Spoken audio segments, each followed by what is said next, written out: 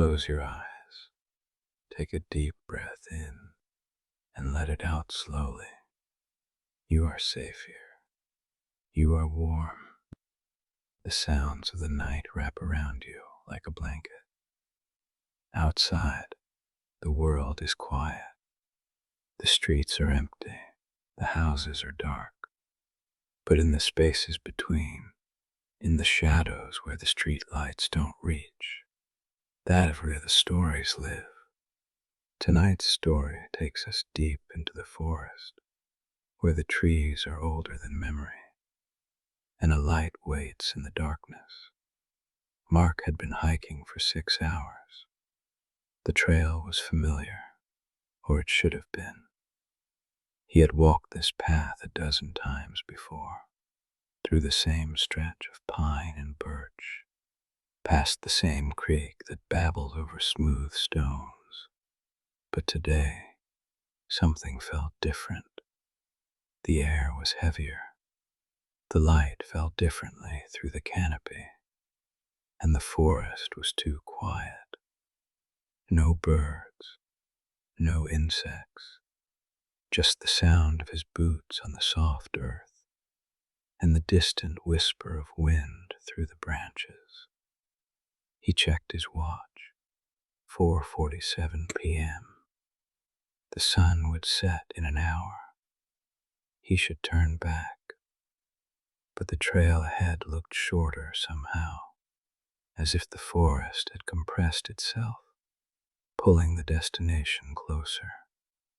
Just a little further, he thought, just to the ridge and back. That was when he saw the light.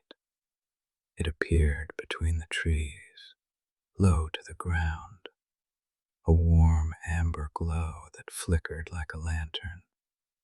Mark stopped. He watched it for a long moment.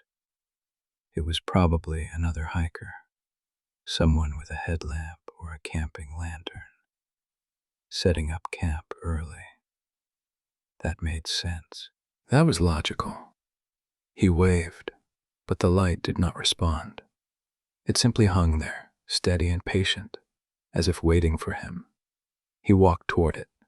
The light moved, not away from him, but parallel, staying always at the same distance, always just ahead. He quickened his pace. The light matched him.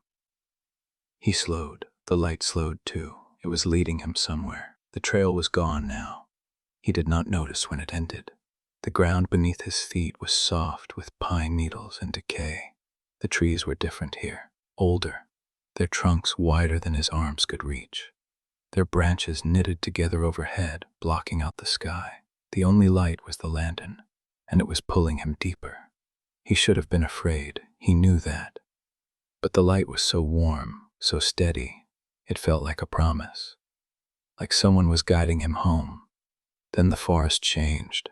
The trees were wrong. Their bark was pale, almost white, and it peeled in long strips, like sunburned skin. The ground sloped downward into a clearing he had never seen before. In the center of the clearing stood a cabin, small, dark, its windows glowing with the same amber light as the lantern. The lantern had led him here. The cabin door was open. Inside, a fire crackled. A chair sat empty beside it, as if someone had just stood up. On the table, a cup of tea steamed. The cabin was warm. The cabin was waiting. Everything about it said, "Sit down. Rest. Stay." Mark stepped inside. The fire was real. The warmth was real. He could feel it on his face, on his hands. He sat in the chair. It was comfortable. The tea smelled like chamomile. Outside, the forest was silent. The lantern light faded. The door closed. He woke in his car, parked at the trailhead.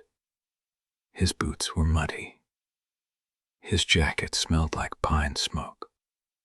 His watch read 4:47 p.m., the same time as before. The forest stood silent in the fading light. The trail was empty. There was no cabin. There was no lantern. There was only the trees and the wind and the growing dark. But you are safe here, far from those pale trees, far from that waiting cabin. The fire in your mind is just a story. The warmth is just the blankets around you. Close your eyes. Let the darkness carry you deeper into the night where the stories live. Sleep well.